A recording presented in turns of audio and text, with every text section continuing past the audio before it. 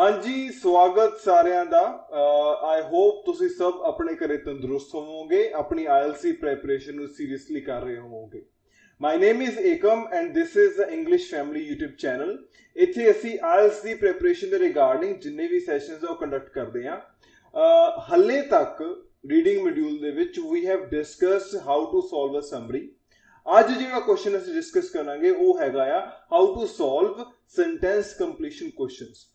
ਨਾਓ ਬਹੁਤੇ ਬੱਚਿਆਂ ਦੇ ਦਿਮਾਗ ਵਿੱਚ ਹੈ ਕਿ ਸੈਂਟੈਂਸ ਕੰਪਲੀਸ਼ਨ ਕੁਐਸਚਨ ਜਿਹੜੇ ਆ ਉਹ ਨਾਰਮਲੀ ਜਿਹਨੂੰ ਆਪਾਂ ਬਲੈਂਕਸ ਕਹਿੰਦੇ ਨੇ, ਉਹ ਬਲੈਂਕਸ ਬਹੁਤ ਹੀ ਈਜ਼ੀ ਹੁੰਦੀਆਂ ਨੇ, ਇਹ ਕੋਈ ਵੀ ਸੋਲਵ ਕਰ ਲੈਂਦਾ।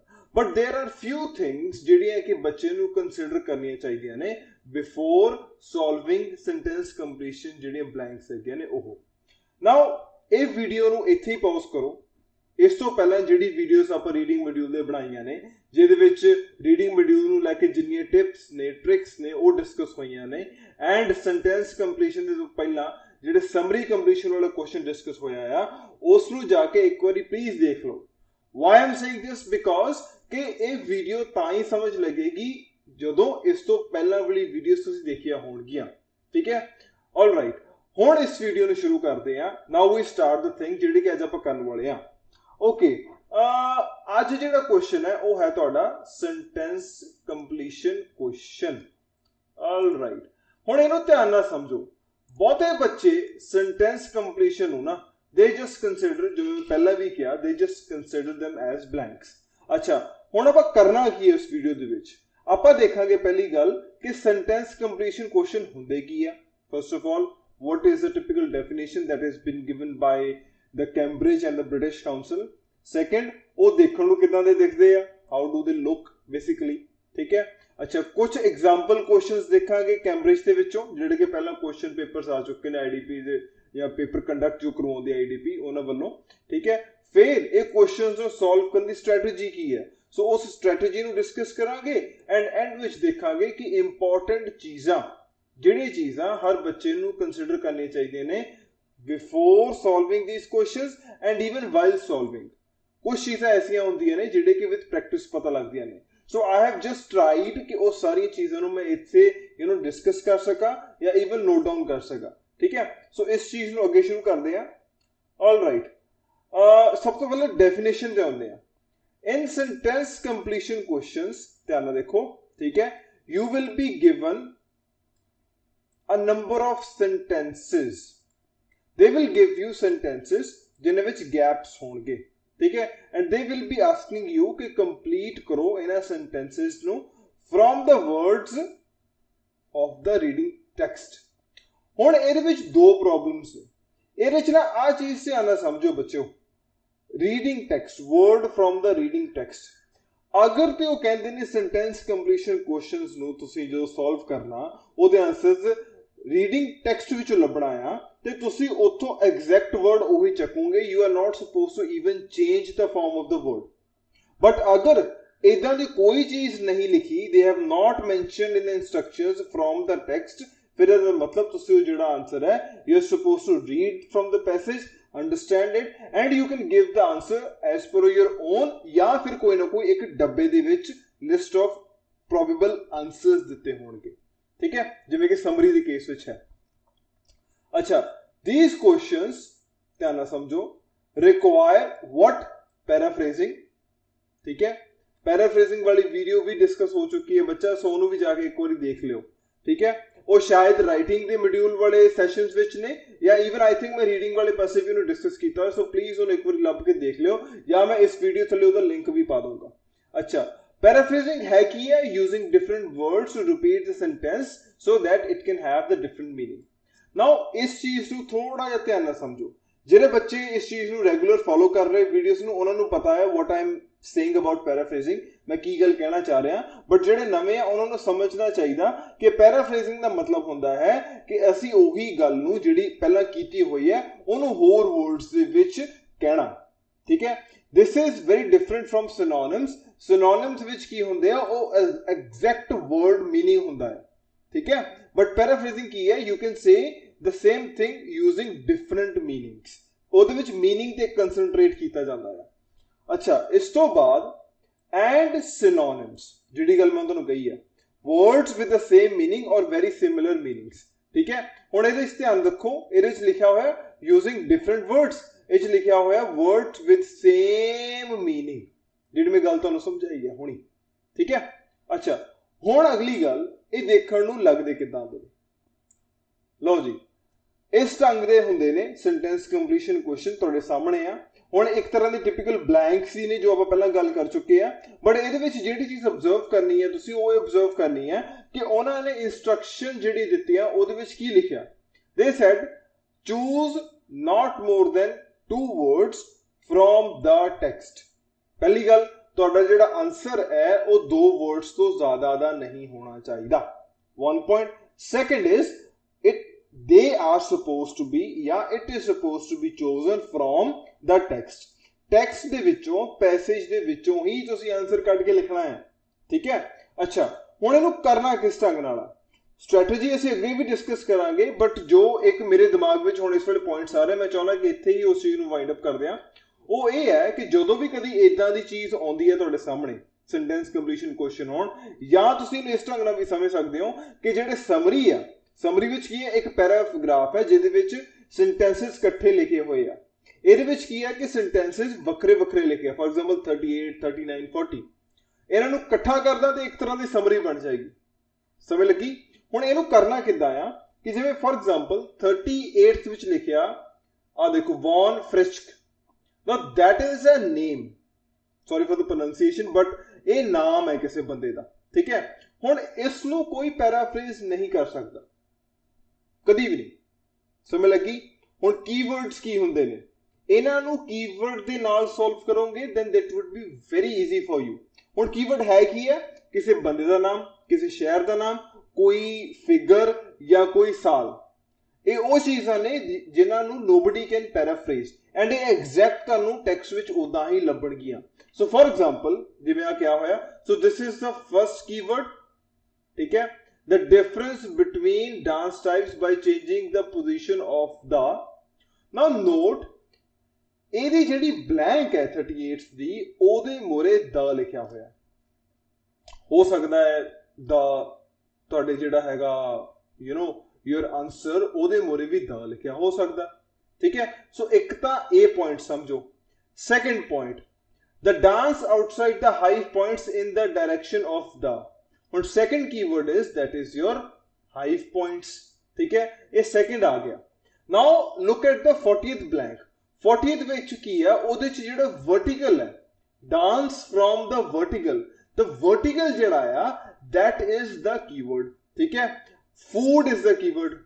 नाउ व्हाट दैट मींस कि पहली गल 38th, 39th and 40th which keywords ने। ठीक है, ब्लैंक्स ਨੂੰ ऑब्जर्व करो, ਤਿੰਨਾਂ ਬਲੈਂਕ से मोरे द लिखा होया। ਹੁਣ ਇੱਥੇ ਗ੍ਰਾਮਰ ਦਾ ਰੂਲ ਇੱਕ ਅਪਲਾਈ ਹੁੰਦਾ ਬਹੁਤ ਸੋਹਣਾ।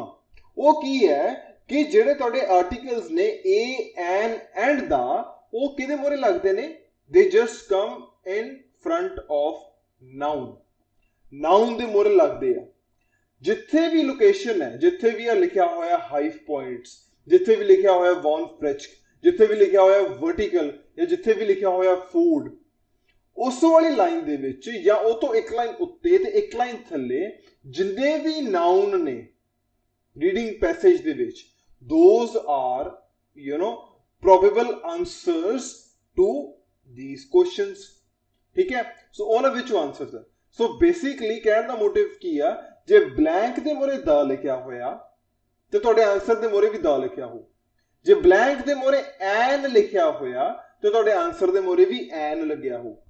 हाँ, अगर ए लिखिया या आ जो कहते हैं ए लिखिया होया, उन्हों सिंगल लिखिया जा सकता, उन्हों वन लिखिया जा सकता ब्लैंक दे मोरे। दे कैन पैराफ्रेज आ, बट एन ते दा नूं पैराफ्रेज नहीं कर सकते। So that is the basic trick कि जदों भी कभी सेंटेंस कंप्लीशन क्वेश्चन सॉल्व करने ने या इवन समरी भी सॉल्व करनी है, एक चीज हमेशा याद रखियो कि ग्रामेटिकली अगर तुहाडी जिहड़ी ब्लैंक है ओदे मोरे आर्टिकल लगा होया, दैट मीन्स आंसर दे मोरे भी आर्टिकल लगा हो। Now remember this is not in the case of prepositions. ठीक है, तो इस चीज को ध्यान रखो। ये ट्रिक सिर्फ उदों चलती है जदों तुहाडी ब्लैंक दे मोरे आर्टिकल लगा होवे, विच आर ए, एन ते तुहाडा दा। ठीक है, समझ लगी।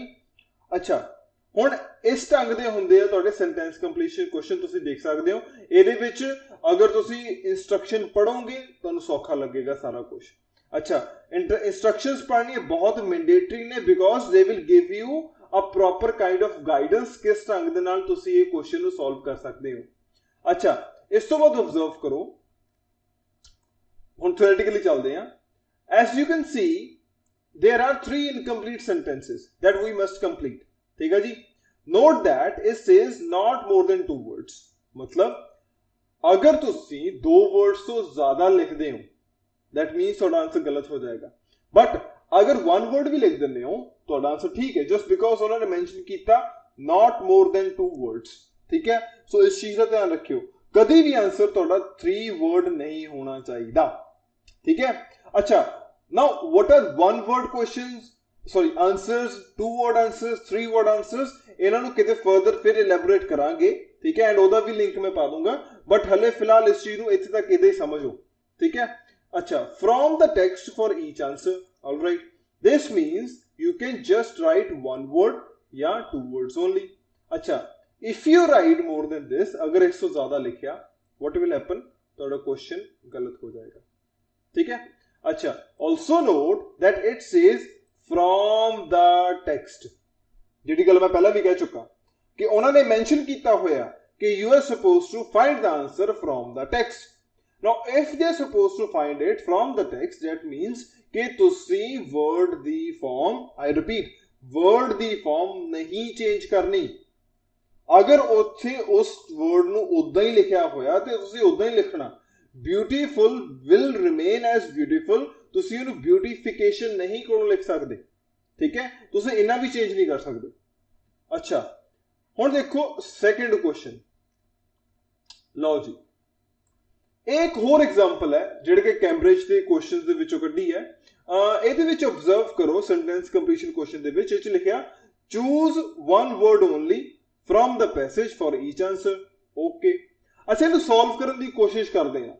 हुण इमेजिन दैट तुसीं देखो कि अपने को पैसेज भी नहीं हैगा, ना आप पैसेज पढ़िया है, मैनूं नहीं पता किस बारे, बट क्वेश्चंस पढ़ के तुसीं पैसेज दी भी थोड़ी अंडरस्टैंडिंग ला सकते हो। अच्छा एक चीज ऑब्जर्व करो, ਇਹਦੇ ਵਿੱਚ ਪਹਿਲਾਂ ਤਾਂ ਆਪਾਂ ਲੱਭਾਂਗੇ ਕੀਵਰਡਸ, ਠੀਕ ਹੈ, ਕੀਵਰਡਸ ਹੈ ਕੀ ਆ, ਫਿਰ ਉਸ ਤੋਂ ਬਾਅਦ ਕੁਐਸਚਨ ਨੂੰ ਅੰਡਰਸਟੈਂਡ ਕਰਨ ਦੀ ਕੋਸ਼ਿਸ਼ ਕਰਾਂਗੇ ਕਿ ਇੱਥੇ ਕਿੱਦਾਂ ਦਾ ਆਨਸਰ ਆ ਸਕਦਾ, ਠੀਕ ਹੈ।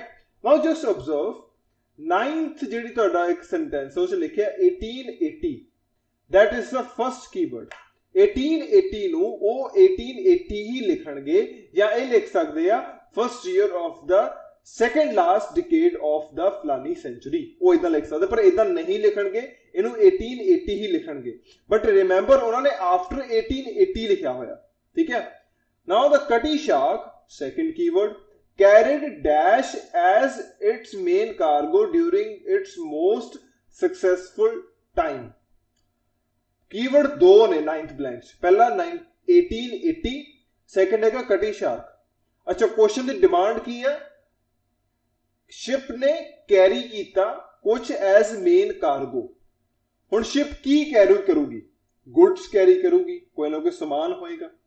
सो असी इस तरह अपने आप को एक सोच सकते हैं कि आंसर की आ सकता, कोई ना कोई टाइप ऑफ प्रोडक्ट होएगा जो कटी शार्क ने कैरी किया from one place to another during the most successful time, ठीक है। तो समझ लगी, असी आंसर लभण हले गए भी नहीं, बट साडे दिमाग विच एक ब्लूप्रिंट बन गया कि इस तरह का आंसर हो सकता है, ठीक है।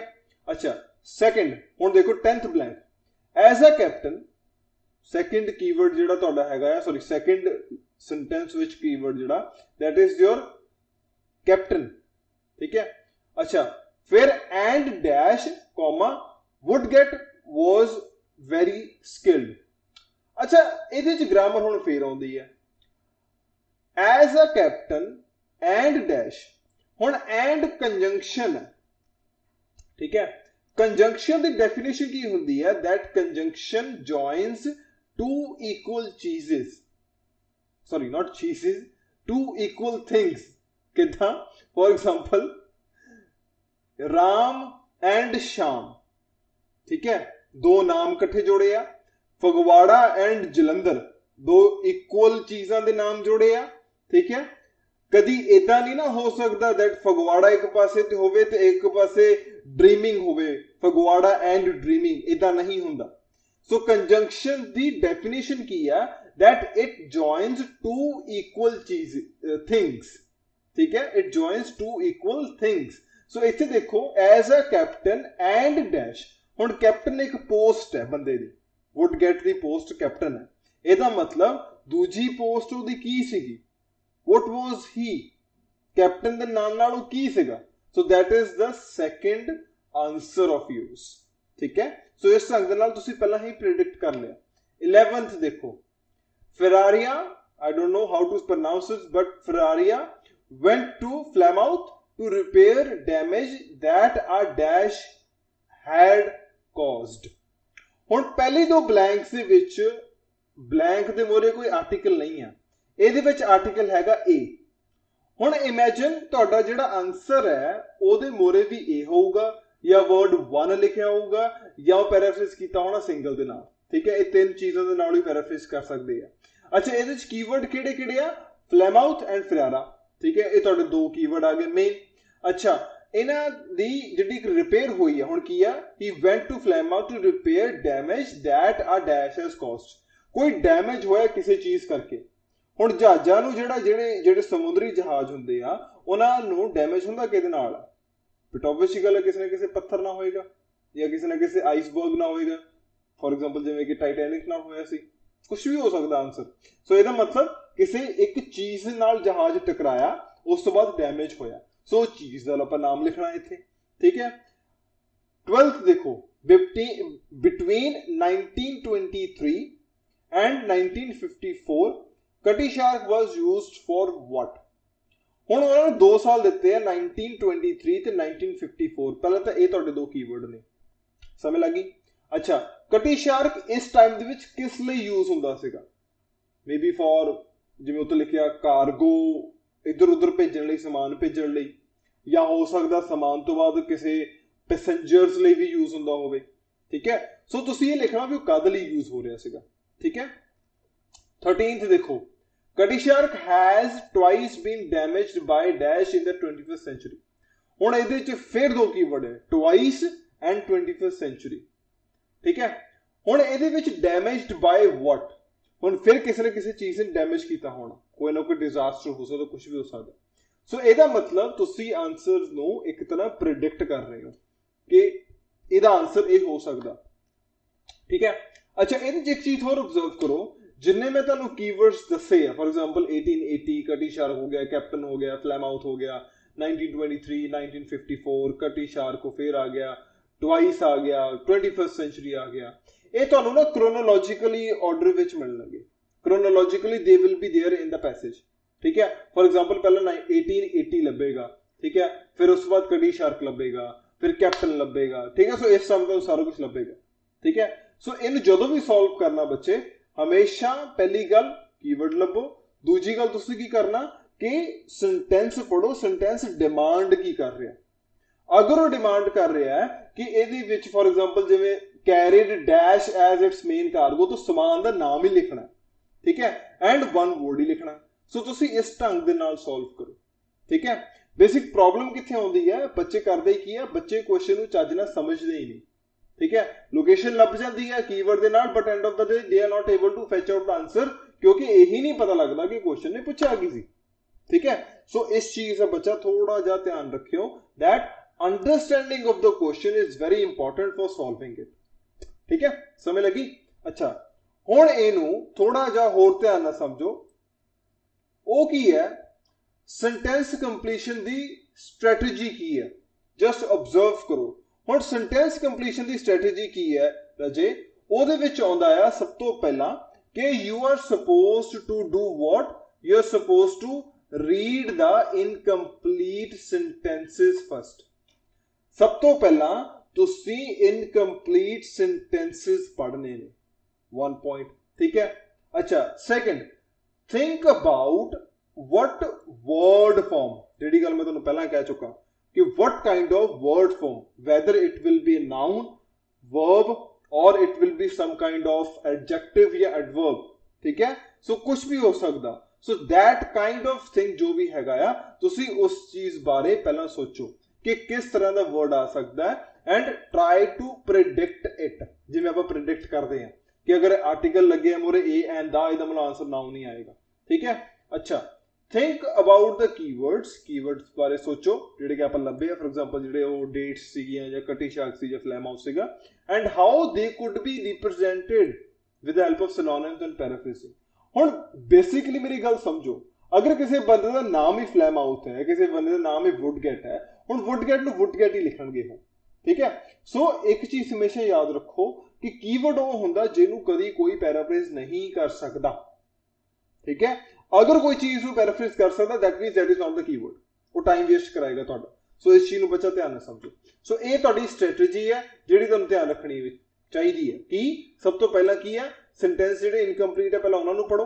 ਠੀਕ ਹੈ, ਸੋਚੋ ਕੀ ਵਰਡ ਫਾਰਮ ਆ ਸਕਦਾ ਹੈ, ਕੀਵਰਡਸ ਲੱਭੋ ਐਂਡ ਉਹਨਾਂ ਨੂੰ ਪਿੱਛੇ ਜਾ ਕੇ ਆਪਣੇ ਉੱਥੇ ਜਾ ਕੇ ਲੋਕੇਟ ਕਰੋ ਜਿਹੜਾ ਤੁਹਾਡਾ ਰੀਡਿੰਗ ਪੈਸੇਜ ਹੈ। ਠੀਕ ਹੈ, ਫਿਰ ਦੁਬਾਰਾ ਆ ਕੇ ਕੁਐਸਚਨ ਧਿਆਨ ਨਾਲ ਸਮਝੋ ਕਿ ਕੁਐਸਚਨ ਵਿੱਚ ਕੀ ਪੁੱਛਿਆ ਗਿਆ, ਕੀ ਚਾਹੀਦਾ ਆ, ਐਂਡ ਫਿਰ ਜਾ ਕੇ ਐਂਡ ਵਿੱਚ ਆਪਣੇ ਕੁਐਸਚਨ ਦਾ ਜਿਹੜਾ ਆਨਸਰ ਤੁਸੀਂ ਲੱਭਿਆ ਉਹਨੂੰ ਕਨਫਰਮ ਕਰੋ। ਠੀਕ ਹੈ, don't write anything without confirming. ਅਗਰ ਕਨਫਰਮ ਨਹੀਂ ਕਰੋਗੇ ਤਾਂ that would be really bad. ਠੀਕ ਹੈ, ਅੱਛਾ ਇਹਦੇ 'ਚ ਇੱਕ ਚੀਜ਼ ਹੋਰ ਧਿਆਨ ਰੱਖੋ, ਉਹ ਕੀ ਹੈ ਕਿ ਆਪਾਂ ਹੁਣ ਇਹ ਦੇਖਣਾ ਕਿ ਐਂਡ ਵਿੱਚ ਜਦੋਂ ਤੁਸੀਂ ਸਾਰਾ ਕੁਝ ਕਰ ਲਿਆ ਕਿਹੜੀਆਂ ਚੀਜ਼ਾਂ ਤੁਹਾਨੂੰ ਯਾਦ ਰੱਖਣੀਆਂ ਚਾਹੀਦੀਆਂ ਨੇ। ਠੀਕ ਹੈ, ਹੁਣ ਇਹ ਚੀਜ਼ਾਂ ਇਹ ਨਹੀਂ ਹੈ ਕਿ ਤੁਸੀਂ ਸੋਲਵ ਕਰਨ ਲੱਗੇ ਯਾਦ ਰੱਖਣੀਆਂ ਜਾਂ ਪਹਿਲਾਂ ਯਾਦ ਰੱਖਣੀਆਂ ਜਾਂ ਬਾਅਦ ਯਾਦ ਰੱਖਣੀਆਂ। ਇਹਨਾਂ ਚੀਜ਼ਾਂ ਨੂੰ ਜਸਟ ਕੰਸੀਡਰ ਕਰ ਲਓ, ਇਹ ਬਹੁਤ ਇੰਪੋਰਟੈਂਟ ਹੈ। ਪਹਿਲੀ ਚੀਜ਼ ਕੀ ਹੈ ਕਿ ਜਿਹੜਾ ਵੀ ਸੈਂਟੈਂਸ ਹੈਗਾ ਆ, ਜੇ ਤੁਸੀਂ ਆਨਸਰ ਲੱਭਿਆ, ਅਗਰ ਉਹ ਗ੍ਰਾਮੈਟਿਕਲੀ ਸੈਂਸ ਨਹੀਂ ਬਣਾ ਰਿਹਾ ਦੈਨ ਦੈਟ ਮੀਨਸ ਤੁਹਾਡਾ ਆਨਸਰ ਗਲਤ ਹੈ। ਠੀਕ ਹੈ, ਹੁਣ ਫॉर ਐਗਜ਼ਾਮਪਲ ਬਲੈਂਕ ਦੇ ਮੋਰੇ ਐਨ ਲੱਗਿਆ, ਹੁਣ ਤੁਹਾਨੂੰ ਇਹਨਾਂ ਪਤਾ ਵੀ ਐਨ ਜਿਹੜਾ ਹੈਗਾ ਉਹ ਵੋਵਲ ਸਾਊਂਡਸ ਦੇ ਮੋਰੇ ਲੱਗਦਾ, AEIOU। ਠੀਕ ਹੈ, ਇਹਨਾਂ ਮੋਰੇ ਲੱਗਦਾ। ਅਗਰ ਤੁਹਾਡਾ ਆਨਸਰ P ਤੋਂ ਸ਼ੁਰੂ ਹੁੰਦਾ, Z ਤੋਂ ਸ਼ੁਰੂ ਹੁੰਦਾ, V ਤੋਂ ਸ਼ੁਰੂ ਹੁੰਦਾ, ਦੈਟ ਮੀਨਸ ਤੁਹਾਡਾ ਆਨਸਰ ਗਲਤ ਹੈ। ਠੀਕ ਹੈ, ਸੋ ਗ੍ਰਾਮੈਟਿਕਲੀ ਜੋ ਵੀ ਗੱਲਬਾਤ ਚੱਲ ਰਹੀ ਹੈ ਉਹਨੂੰ ਥੋੜਾ ਜਿਹਾ ਧਿਆਨ ਰੱਖ ਕੇ ਕੰਸੀਡਰ ਕਰਕੇ ਫਿਰ ਉਸ ਤੋਂ ਬਾਅਦ ਹੀ ਆਪਣੇ ਲੈਵਲ ਤੇ ਕਰਨਾ ਸ਼ੁਰੂ ਕਰੋ। Second, it must make sense. ਹੁਣ ਇੱਕ ਤਾਂ ਮੈਂ ਗ੍ਰਾਮੈਟਿਕਲੀ ਸੈਂਸ ਦੀ ਗੱਲ ਕੀਤੀ, ਇੱਕ ਉਹਦਾ ਸੈਂਸ ਦੀ ਗੱਲ ਵੀ ਕਰ ਰਿਹਾ। ਫॉर ਐਗਜ਼ਾਮਪਲ ਕਿਦਾਂ, ਜਿੱਦਾਂ ਆਪਾਂ ਕੜੀ ਸ਼ਾਕ ਦਾ ਪੜਿਆ ਸੀਗਾ that it carried dash as the main cargo. ਹੁਣ ਬਿਟ ਆਫ ਫਿਜ਼ੀਕਲ ਕੋਈ ਆਬਜੈਕਟ ਹੀ ਕੈਰੀ ਕਰੂਗਾ, ਕੋਈ ਹਵਾ, ਪਾਣੀ, ਅੱਗ ਇਦਾਂ ਦਾ ਨਹੀਂ ਕੈਰੀ ਕਰੇਗਾ, ਕੋਈ ਸਮਾਨ ਦਾ ਨਾਮ ਹੀ ਹੋਏਗਾ। ਜਾਂ ਇਵਨ ਡੈਮੇਜਡ ਬਾय ਆ ਡੈਸ਼, ਹੁਣ ਡੈਮੇਜਡ ਬਾय ਆ ਡੈਸ਼ ਵਾਟ, ਉਹ ਕੋਈ ਇੱਕ ਚੀਜ਼ ਹੋਏਗੀ, ਨਾउन ਹੋਏਗਾ। ਠੀਕ ਹੈ, ਸਮਝ ਲੱਗੀ। ਸੋ ਇਸ ਚੀਜ਼ ਨੂੰ ਧਿਆਨ ਰੱਖੋ ਕਿ ਇੱਕ ਉਦਾਂ ਵੀ ਸੈਂਸ ਬਣਨੀ ਚਾਹੀਦੀ ਹੈ ਤੁਹਾਡੇ answer the, which will basically reflect ਕਿ ਕਿਸ ਢੰਗ ਦੇ ਨਾਲ ਤੁਹਾਨੂੰ ਕਰਨਾ ਚਾਹੀਦਾ ਹੈ। ਠੀਕ ਹੈ, ਅੱਛਾ ਅਗਲੀ ਗੱਲ ਜਿਹੜੀ ਕਿ ਸਭ ਤੋਂ important and everybody must consider, ਮੈਂ ਪਹਿਲਾਂ ਵੀ ਕਹਿ ਚੁੱਕਾ that answers do come in a order। ਠੀਕ ਹੈ, ਸੌਰੀ ਐਨ ਆਰਡਰ। ਕਿਦਾਂ ਕਿ ਉਹ ਕ੍ਰੋਨੋਲੋਜੀਕਲੀ ਆਉਣਗੇ, ਪਹਿਲਾਂ ਜੋ ਤੁਹਾਨੂੰ ਕੀਵਰਡਸ ਲੱਭੇ ਪਹਿਲਾਂ ਉਹ ਲੱਭਣਗੇ, ਉਸੇ ਢੰਗ ਨਾਲ ਆਨਸਰ ਲੱਭਣਗੇ। ਅਗਰ ਕ੍ਰੋਨੋਲੋਜੀਕਲੀ ਆਨਸਰ ਤੁਹਾਡੇ ਨਹੀਂ ਲੱਭ ਰਹੇ, ਇਹਦਾ ਮਤਲਬ ਤੁਹਾਡਾ ਕੀਵਰਡ ਦੀ ਲੋਕੇਸ਼ਨ ਉਹ ਗਲਤ ਹੈ। ਠੀਕ ਹੈ, ਸੋ ਇਸ ਚੀਜ਼ ਨੂੰ ਧਿਆਨ ਵਿੱਚ ਰੱਖੋ। ਠੀਕ ਹੈ, ਆਈ ਹੋਪ ਤੁਹਾਨੂੰ ਇਹ ਜੋ ਮੈਂ ਹੁਣ ਗੱਲਬਾਤ ਕੀਤੀ ਹੈ ਰਿਗਾਰਡਿੰਗ ਸੈਂਟੈਂਸ ਕੰਪਲੀਸ਼ਨ ਕੁਐਸਚਨ ਇਹ ਸਮਝ ਲੱਗੀ ਹੋਏਗੀ। This is the end, ठीक है, of this video। प्लीज ਇਹਨੂੰ ਰਿਵਾਈਜ਼ ਕਰੋ, ਇਹਨੂੰ ਵੀਡੀਓ ਨੂੰ ਦੁਬਾਰਾ ਦੇਖੋ, ਪ੍ਰੈਕਟਿਸ ਕਰੋ। ਠੀਕ ਹੈ, ਆਪਣੇ ਲੈਵਲ ਤੇ ਇੱਕ ਵਾਰੀ ਸੋਲਵ ਕਰਕੇ ਦੇਖੋ। And if you still feel ਕਿ ਤੁਹਾਨੂੰ ਥੋੜਾ ਜਿਹਾ ਮੁਸ਼ਕਿਲ ਲੱਗ ਰਿਹਾ ਸੈਂਟੈਂਸ ਕੰਪਲੀਸ਼ਨ ਕੁਐਸਚਨਸ ਜਾਂ ਕਿਸੇ ਵੀ ਹੋਰ ਕੁਐਸਚਨਸ ਨੂੰ, ਠੀਕ ਹੈ, ਤੇ ਤੁਸੀਂ ਕਮੈਂਟ ਬਾਕਸ ਵਿੱਚ ਲਿਖ ਸਕਦੇ ਹੋ ਤਾਂ ਕਿ ਉਹਨੂੰ ਮੈਂ ਦੁਬਾਰਾ ਆਪਣੇ ਲੈਵਲ ਤੇ ਇੱਕ ਵਾਰੀ ਰਿਵਾਈਜ਼ ਕਰਵਾ ਦਿਆਂ ਤੁਹਾਨੂੰ। ਠੀਕ ਹੈ, ਅੱਛਾ please do share and subscribe this channel just because ਕਿ ਜਿੰਨਾ ਵੱਧ ਤੋਂ ਵੱਧ ਇਹਨੂੰ ਫੈਲਾਉਂਗੇ ਉਨਾ ਹੀ ਅਸੀਂ ਇਸ ਨੂੰ ਇੱਕ ਕੁਣਬੇ ਵਾਂਗ ਬਣਾ ਸਕਾਂਗੇ, so that we can all excel our preparation and amplify the things। ਠੀਕ ਹੈ, ਅੱਛਾ ਥੈਂਕ ਯੂ ਸੋ ਮਚ, ਬਹੁਤ ਚੰਗਾ ਲੱਗਦਾ ਤੁਹਾਡੇ ਨਾਲ ਗੱਲਬਾਤ ਕਰਕੇ। I am getting a very good response. Thank you ਬੱਚੇ।